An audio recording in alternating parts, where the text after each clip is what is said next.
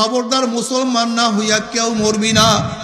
যদি মরো কবরটা জাহান্নামের কুয়া হইয়া যাবে, সাপ জমা হইয়া যাবে, গুর্জের বাড়িতে চামড়া উঠাইয়া ফালানো হবে। আল্লাহ তুমি মাফ করিয়া দাও। যদি ইসলাম না নিয়া মুসলমান না হইয়া কবরে যাও, কবরের দুই পাশের মাটি এত জোরে চাপ মারবে, এক পাঁচরের হাঁটি আর এক পাঁচরে লাগাইয়া ফেলাইবে। আল্লাহ মাফ করিয়া দাও। বাবা তুমি কি দেখো নাই কত কবরের মধ্যে আযাব, কত কবরের মধ্যে ধোঁয়া, কত কবরের মধ্যে আগুন, কত কবরের মধ্যে সাপ বিচ্ছু দেখা যায়। আমার দাদাজান রহমাতুল্লাহ আলাইহি তার কিতাবের মধ্যে একটা ঘটনা নিয়ে আসছেন। আমার দাদাজান রহমাতুল্লাহ আলাইহির বেয়াই আব্দুল কাদের ফরাজি সাহেব একদিন দাদাজানকে বলতে আছে, বেয়াই সাহেব একটা ঘটনা শুনেন।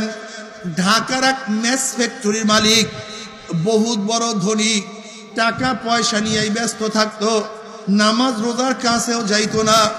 সেই ব্যক্তি মারা যাওয়ার পরে তাকে দাপন করিয়া যখন সবাই ঘরে চলে আসছে, আব্দুল কাদের ফরাজি সাহেব বলে, হযরত তার বড় ছেলে বলতেছে আমার 1000 টাকার একটা চেক কবরে পড়িয়া গেছে, এই মাত্রই দাপন করলাম, চেকটা নষ্ট করিয়া কি লাভ? ওই সময়ের 1000 টাকা বর্তমানে 100 কোটি টাকার চেয়েও কম না, অনেক বেশি।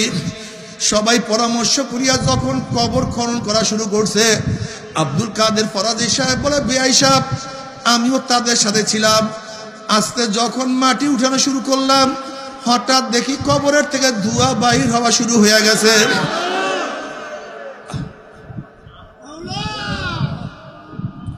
আমরা চিন্তা করলাম